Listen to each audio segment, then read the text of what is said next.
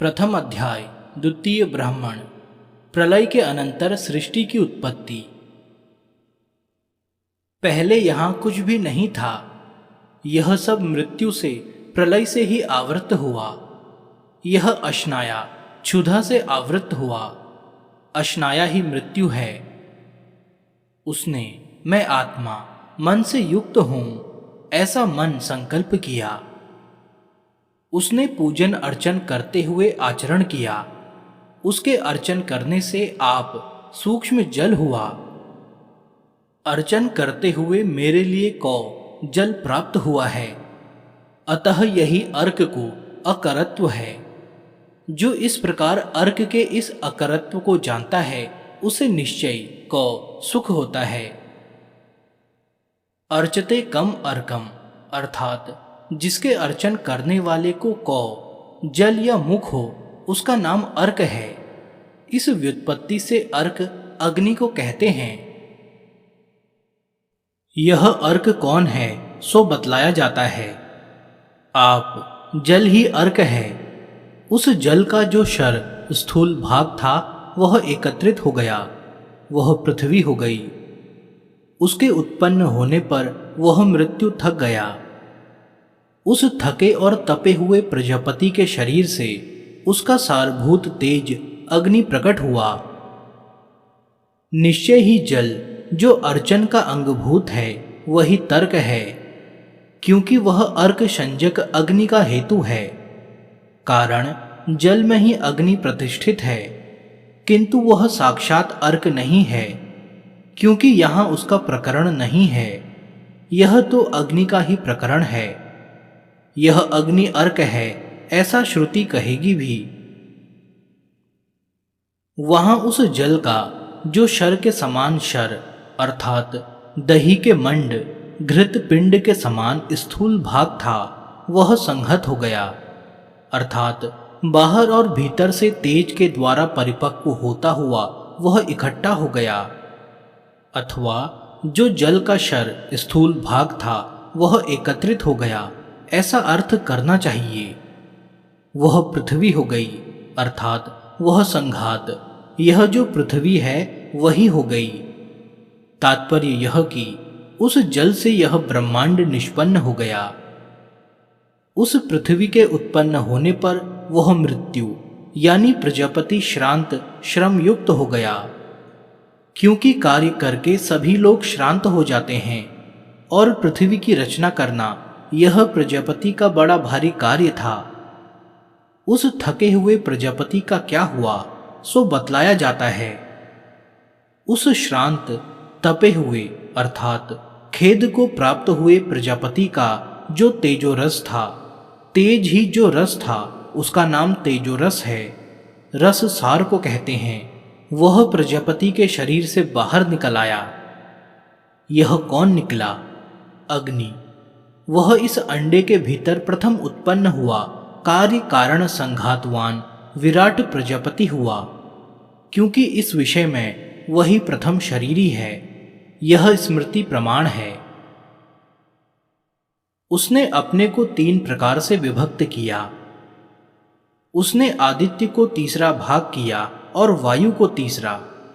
इस प्रकार यह प्राण तीन भागों में हो गया। उसका पूर्व दिशा सिर है तथा इधर उधर की ईशानी और आग्नेय विदिशाएं बाहु हैं। इसी प्रकार पश्चिम दिशा इसका पुंछ है तथा इधर उधर की वाव्य और नैऋत्य विदिशाएं जंघाएं हैं।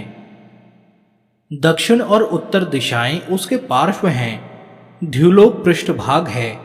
अंतरिक्ष उदर है। यह पृथ्वी हृदय है। यह अग्नि रूप विराट प्रजापति जल में स्थित है। इसे इस प्रकार जानने वाला पुरुष जहां कहीं जाता है वहीं प्रतिष्ठित होता है। यह जो मृत्यु था उसने स्वयं ही अपने को ब्रह्मांड के अंदर जल आदि के क्रम से कार्य करण संघातवान विराट अग्नि के रूप में रचा और अपने को तीन भागों में विभक्त किया। यह पहले कहा जा चुका है।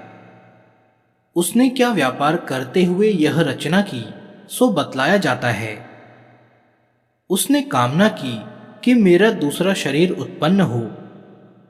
अतः उस अशनाया रूप मृत्यु ने मन से वेद रूप मिथुन की भावना की। उससे जो रेत बीज हुआ वह संवत्सर हुआ। इससे पूर्व संवत्सर नहीं था। उस संवत्सर को जितना संवत्सर का काल होता है उतने समय तक वह मृत्यु रूप प्रजापति गर्भ में धारण किए रहा। इतने समय के पीछे उसने उसको उत्पन्न किया। उस उत्पन्न हुए कुमार के प्रति मुंह फाड़ा।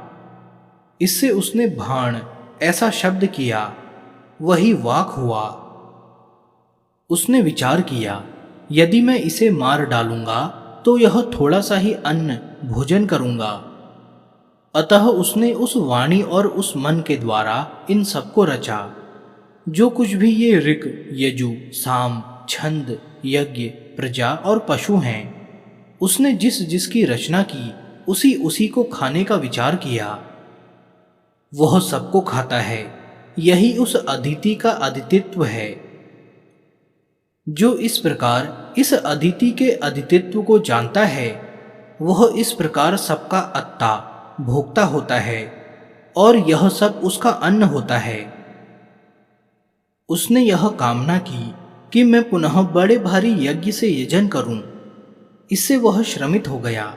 उसने तप किया।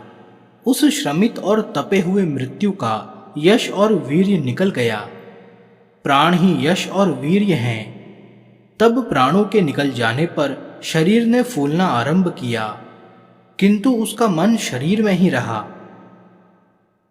उस शरीर में ही जिसका मन लगा हुआ है, ऐसे उस प्रजापति ने क्या किया सो बतलाया जाता है।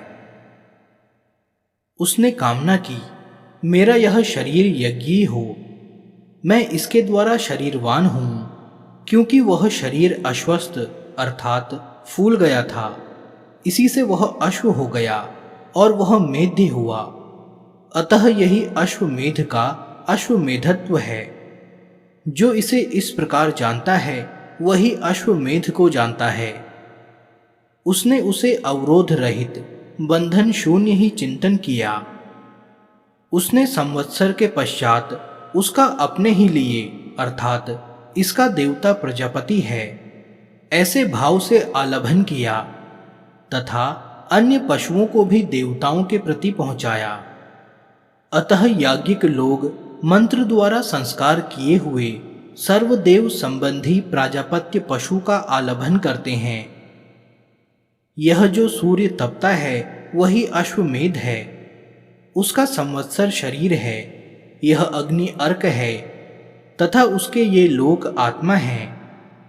ये ही दोनों अग्नि और आदित्य अर्क और अश्वमेध हैं, किंतु वे मृत्यु रूप एक ही देवता हैं। जो इस प्रकार जानता है वह पुनर्मृत्यु को जीत लेता है।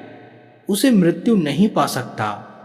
मृत्यु उसका आत्मा हो जाता है तथा वह इन देवताओं में से ही एक हो जाता है।